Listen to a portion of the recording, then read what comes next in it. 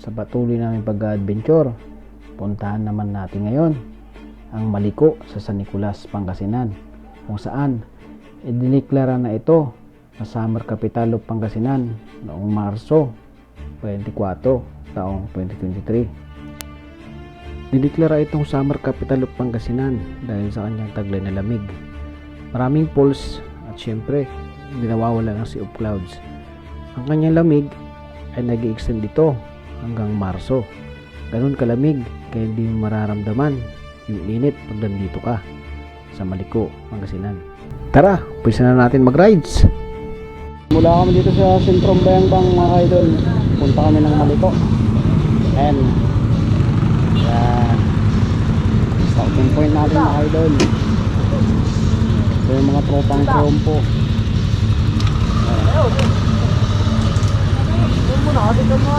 Dito ka sa likod. Likod ako, likod. Sige, sige. Oh. Likod ako. Ako na si Triven. Iman. Iman, sige yan. Iban, taka si Iban.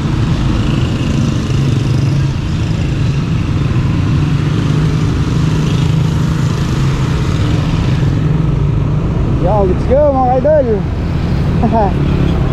Lang Maliko tayo mga idol. Patuloy na pag-adventure mga idol. Ganyan nyo yung mga videos namin. Tropang Triumpo Facebook page namin mga idol. Tapos yung YouTube channel ko, Adventure TV 81 mga idol. Yung Adventure TV 81 mga idol, makikita nyo yung mga pinapasyalan ko doon dahil marami na. Kaya marami kayong makita ang idea ninyo kung saan nyo gusto mong pumunta mga idol. Ito ay tayog pala, tayog Lawig, tayog kaya sa tayog mga idol. Ito na. Woo! Malapit na. Woohoo! Dito na tayo sa paanan ng bundok. Malapit na tayo sa Maliko. Woohoo! Ayun o, maganda ngayon kasi green na green na yung bundok mga idol oh. Uh-oh. Pino. Ba't may pagkain? Backlands din ah. Ito. Tropang Triumpo! Woohoo!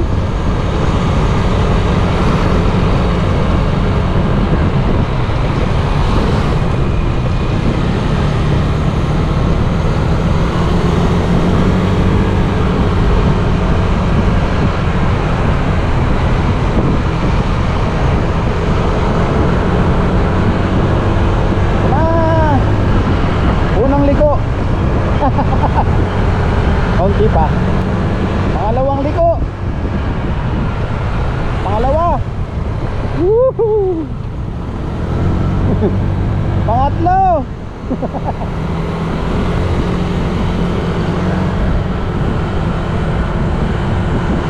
Yes.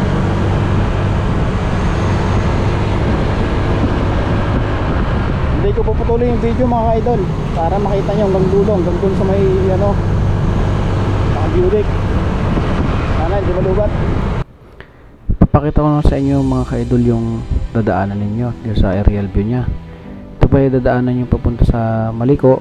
Magkakaroon na kayo ng idea kung ano ba yung dadaanan nyo doon. Ngayon, bago kayo umakyat mga ka-idol, check nyo muna yung mga motor ninyo, mga sakyan ninyo. Importante yung hangin.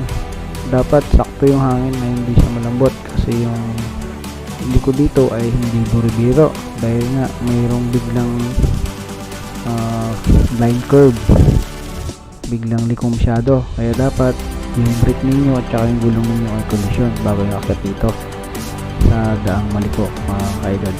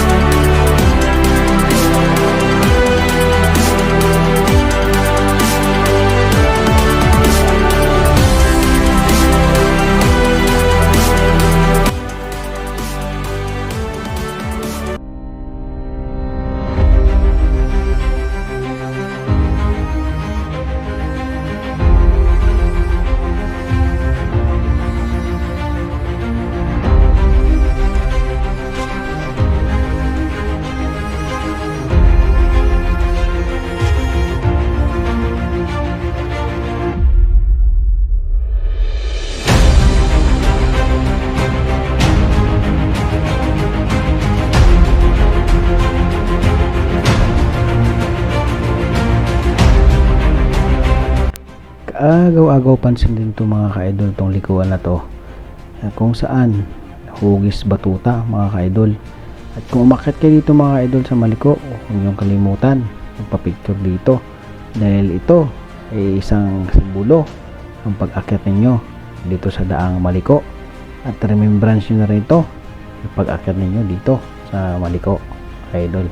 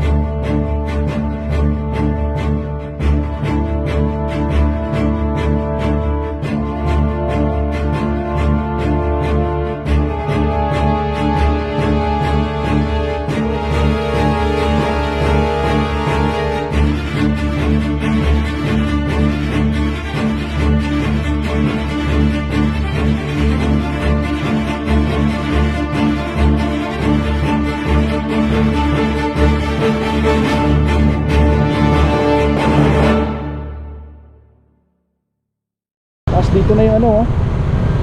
Yung may tangke, yung Sherman tank. Diyan na mga guys, oh. Dito na Sherman tank. Galing na kami dito eh, lalampasan na lang namin to. Yun, daming ano, market. Huwag na kami luman dito. Magalingan naman na namin to. Yun, over. Let's go. Ginaw. Ginaw. Kaya putas ah.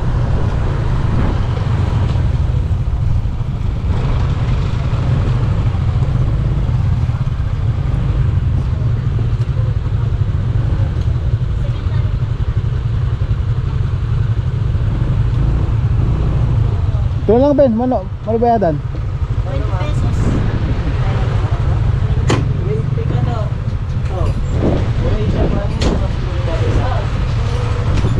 20 ka no?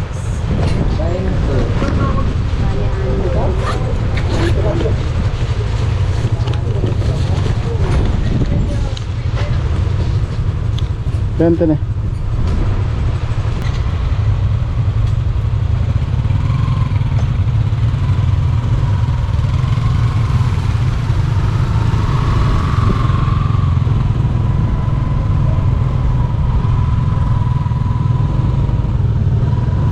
May mga ano na dito. Parang bagyo. May mga repulyo.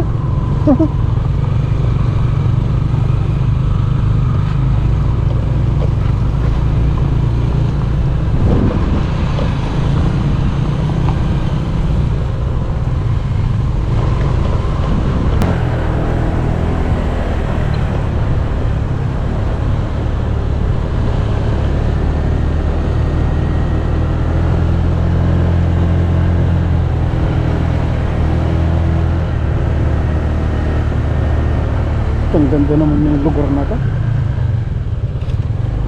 Ito na yung pinaka-ano niya sa taas. Oh, kaya dahil palang repulyo dyan mga idol, oh, sa baba. Oh, strawberry. Maliko National High School. National High School.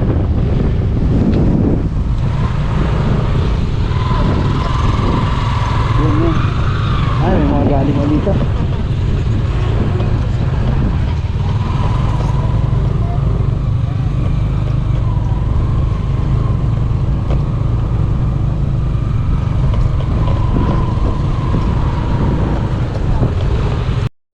Dito sa Pasong Salaksak, pinatay ito alang-alang sa mga kawal ng Pilipinas, Hapon at ng Estados Unidos ng Amerika na nagsipagkandog ng kanilang mga buhay dito noong ikalawang digmaang pandaigdig.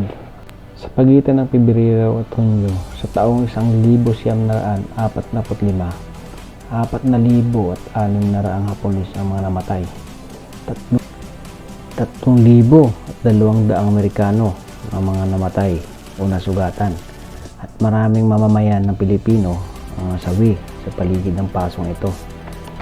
Mga Pilipinong nagipagdigma yung kalawang digmaan, silang tunay na bayani dahil pinagtanggol nila ang ating bayan sa mga mananakop na bansa. Kaya kung nandito tayo, taimtim natin pagsalapan sa kanila ang kanilang kabayanihan ginawa at ipugan natin mga kamay sa kanilang kabayanihan. Ang Maliko ay tilang tourist destination na pinupunta ng mga turista para sa Malikong Daan. Ang Maliko ay napaka-historical ng ikalawang digmaan pandaigdig. Ang Sherman tank ito ay tangke ng Amerikano na isa rin ito sa nagpabagsak sa mga Hapon ng ikalawang digmaang pandaigdig. At dito rin na lugar na to ay kabilang sa huling labanan ng Hapon Amerikano kasama rin ng sundalong mga Pilipino ng ikalawang digmaang pandaigdig. Makikita ninyo dito yung mga alaala at bakas ng digmaan. At ngayon dahil sa likas niyang kagandahan, at isa na rin siya, kabilang rin siya sa Capital Summer Pangasinan, ay dinarayo na ito sa isa na itong tourist destination ng Pangasinan. Kaya kung meron time kayo, pasyalan niyo ito, Maliko, dito sa Pangasinan, na tinuturing na summer capital ng Pangasinan.